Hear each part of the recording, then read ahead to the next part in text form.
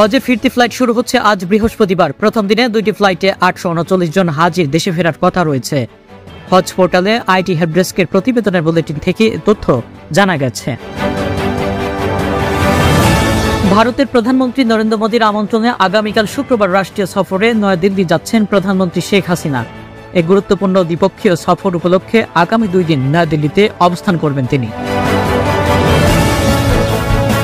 কবি সুফিয়া কামালের 113তম জন্মবার্ষিকী আজ বৃহস্পতিবার।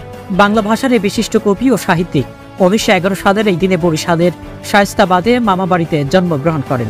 কবির জন্মদিন উপলক্ষে তার স্মৃতির প্রতি শ্রদ্ধা জানিয়ে রাষ্ট্রপতি শাহাবুদ্দিন ও প্রধানমন্ত্রী শেখ হাসিনা পৃথক বাণী দিয়েছেন।